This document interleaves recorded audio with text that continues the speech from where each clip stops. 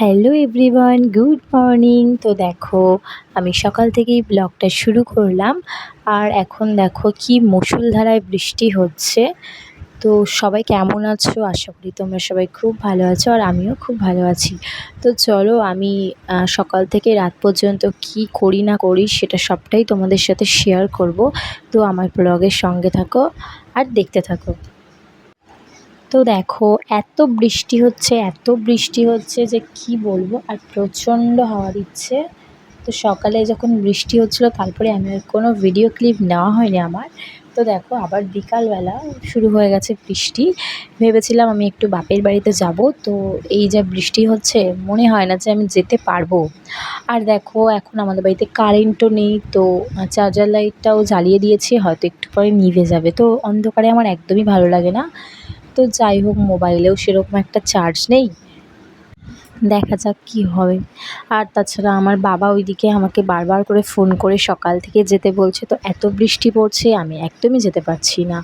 কারণ আমার বাবা ওইদিকে মাছ কিনেছে, তো আমাকে ডাকছে। দেখবে হয় কি, মেয়েরা যতই শ্বশুরবাড়িতে থাকুক না কেন, মা বাবা কিন্তু মেয়েদেরকে কিছু না দিয়ে খেতে পারে না। তো সেজন্য আর কি সবসময় মেয়েদেরকে কিন্তু ডাকে, তাই না? তো এদিকে দেখো, আমার বৌমনি রান্না শুরু করে দিয়েছে। আর এদিকে পেঁয়াজ, রসুন, আদা, টমেটো কেটে নিয়েছে। আর মাছটাকে তো তোমাদের আগেই দেখিয়ে দিলাম, এটা হচ্ছে শঙ্কর মাছ। আর এদিকে আলুও কেটে নিয়েছে।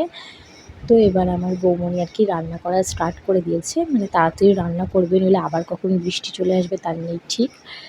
তো আর আমার দাদা আমাকে নিয়ে গেল, মানে একটু বৃষ্টিটা কমার পরে আমার দাদা আমাকে নিয়ে গেল। তো আমি আর কি রেডি হয়ে আমার মেয়ে আর আমি বেরিয়ে পড়েছিলাম। আর এদিকে দেখো, আমার বৌমনি আলুটা ভাজতে শুরু করে দিয়েছে, আর মাছ ভাজাটা অলরেডি ডান, দেখে নাও তোমরা। এই যে মাছটা ভাজা হয়ে গেছে। আর কি দুপুরে অনেকটাই মাছ কিনেছিল, দুপুরে অর্ধেকটা রান্না করে ওরা খেয়েছিল। আর আমি বলেছিলাম যে আমি দুপুরে আসতে পারছি না, তো বলেছিল ঠিক আছে রাত্রে আয়। তো আমি একটু গরম গরম খেতে পছন্দ করি, তার জন্য আবার রাত্রে আলাদা করে আর কি রান্না হচ্ছে। আর তোমাদেরকে যেটা বলছিলাম, দেখবে বাবা মা কোনো কিছুই কিন্তু মেয়েকে না দিয়ে খেতে মানে চায় না। যদি মেয়ে দূরে থাকে সেটা অন্য ব্যাপার, যদি কাছে থাকে তাহলে কিন্তু বাবা মার মনটা চায়, তাই না, যে একটু মেয়ে যদি আসতো আমাদের সঙ্গে খেত তাহলে কিন্তু খুবই ভালো লাগতো, তাই না?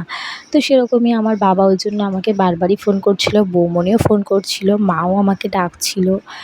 তো সেজন্য আর কি আমি চলে এসেছি। আর এইদিকে দেখো, আলুটা ভাজা প্রায় অলরেডি শেষ হয়ে গেছে, তো এবার আলুটাকে আর কি তুলে নেবে।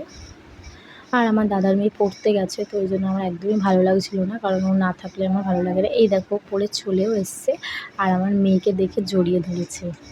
আর এই দেখো, আমার দাদার ছেলেও চলে এসছে, মানে এটা আরেকটা দাদার ছেলে, মানে পিসির ছেলের ছেলে এটা আমার। তো ও এসে ওকে জড়িয়ে ধরেছে। তো যাই হোক, দেখো বৌমনি রান্না করছে, আর আমি এদিক দিয়ে ভিডিও ক্লিপ নিচ্ছিলাম। তো ও বলছিল আমাকে দেখাস না, আমি পাগলের মতো হয়ে আছি। তো যাই হোক, ও রান্না করছে আর আমি ভিডিও করছিলাম। তো আবার বৃষ্টি পড়ছিল, তো ওরা আবার আমাকে বলছিল যে আজকে থেকে যা, আজকে যেতে হবে না, কাল যাস। আমি বললাম না রে, বাড়িতে যেতে হবে, কারণ আমি বলে যাইনি যে আমি থাকবো। যেহেতু আমি বলেছি যে আমি আবার ফিরে আসবো, তো ওই জন্য আমাকে যেতেই হবে। এমন নয় যে থাকলে আমার শাশুড়ি কিছু বলতো, আমি থাকলে কিছু বলতো না, কিন্তু আমি যে বলে গেছি আমি আসবো, তো সেই জন্য আমি আর কি তোড়জোড় করে চলেও এসেছি। তো আমি যেটা যাকে কথা দিই সেটা রাখার চেষ্টা করি। তো তোমরা আমাকে জানিও যে এটা ঠিক কি ভুল। আর দেখো, পেঁয়াজ রসুনটা ভেজে নেওয়ার পরে এর মধ্যে টমেটো দিয়ে দিয়েছে। আর মাছটা যা সুন্দর রান্না করেছিল, তোমাদেরকে কি বলবো, দারুণ টেস্ট হয়েছিল খেতে। এদিকে মশলাটা দিয়ে দিল, এবার মশলাটা দিয়ে ভালো করে কষিয়ে নেবে। বাড়ি আসতে আসতে আমার প্রায় 10:30 বেজে গেছিলো। আমার দাদাই আমাকে আবার বাড়িতে দিয়ে গেছিলো। আসলে বৃষ্টি হচ্ছিলো তাই আর কি, মানে একটু দেরি হয়েছে, নইলে আমি এরও আগে চলে আসতাম। আর দেখো, এদিকে রান্না করছিল, আমি বলছিলাম যে আমি বাড়িতে চলে যাব, তো সেজন্য আরও তাড়াহুড়ো করে আর কি রান্না করছিল। যাই হোক, দেখো রান্নাটা তোমাদের কেমন লাগে তোমরা কমেন্টে জানিও আমাকে। আর এটা হচ্ছে শঙ্কর মাছ। তো শঙ্কর মাছ তোমরা কে কে খেতে ভালোবাসো আমাকে কমেন্টে জানিও। আমি তো খুবই ভালোবাসি শঙ্কর মাছ খেতে। তো দেখো কীভাবে রান্না করছে। আর এই ধরনের মাছগুলো সাধারণত কিন্তু একটু ফাটে, তেলে দিলেই কিন্তু ফাটে। তো সেজন্য এইসব মাছ আমি আর কি বাড়িতে রান্না করতে চাই না, কারণ এই যে তেলটা ফাটে না, ওটা কিন্তু আমার প্রচণ্ড ভয় করে। তো যাই হোক, আস্তে আস্তে সব কিছু শিখতে হবে। দেখো আমার বৌদি কিন্তু মশলাটা অনেকক্ষণ ধরে কষিয়ে নিয়েছে, আর এটা কিন্তু অনেকক্ষণ ধরে কষাতে হয়, তাহলে কিন্তু মানে টেস্টটাও সেরকমই আসে। তো দেখো টমেটোগুলোকে একটু ভেঙে ভেঙে দিচ্ছে।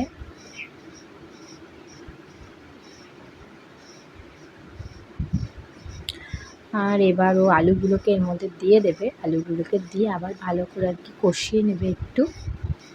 এবার দেখো মাছটাও কিন্তু দিয়ে দিয়েছে, তারপর আর কি ভালো করে কষিয়ে নেবে।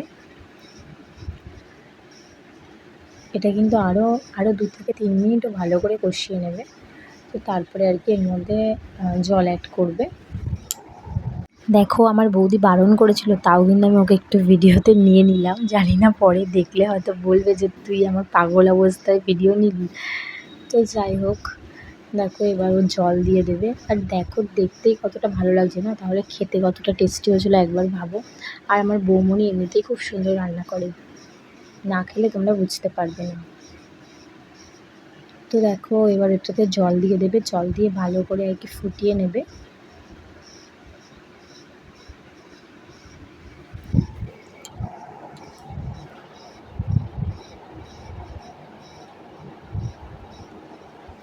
এটা পুরোটাই একদম মাংসের মতো হবে, মানে মাংস মানে যেমন খেতে লাগে এটাও ঠিক সেম খেতে লাগবে।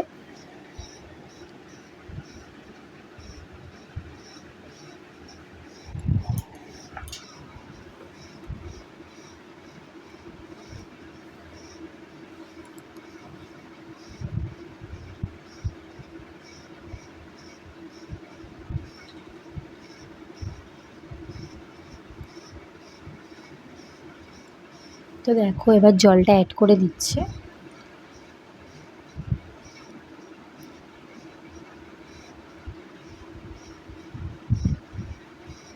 দেখতেই কতটা লোভনীয় লাগছে তাই না? খেতে তাহলে কতটা ভালো হয়েছিল তোমরাই বলো।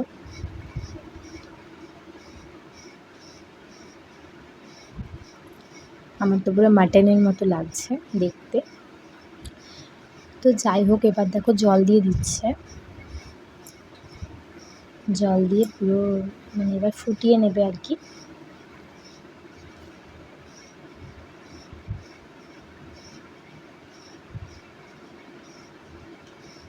তো দেখো খুব বেশি কিন্তু জল দেয়নি, মানে মোটামুটি জল দিয়েছে আলুটা সিদ্ধ হওয়ার মতো।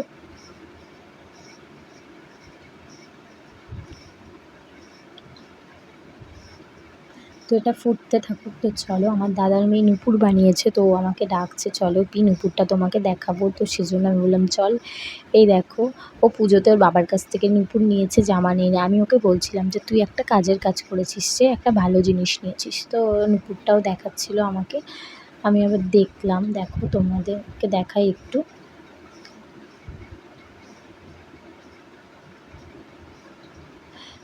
আমি আরও ওকে বলছিলাম যে এত এত হালকা ডিজাইন নিয়েছিস, কদিন পরে ভেঙে আবার এ করে নিস। তো ও তখন বলছে হ্যাঁ, এটা কয়েকদিন পরি, তারপরে আবার নতুন একটা বানাবো।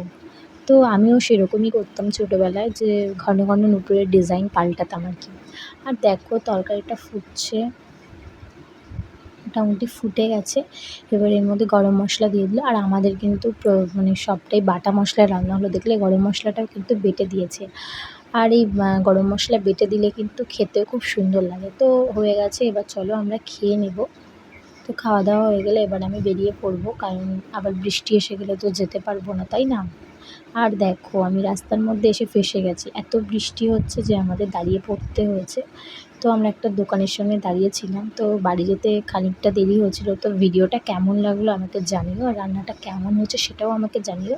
নতুন হয়ে থাকলে প্লিজ সাবস্ক্রাইব করে দিও। চলো টাটা, দেখা হবে অন্য কোনো ব্লগ।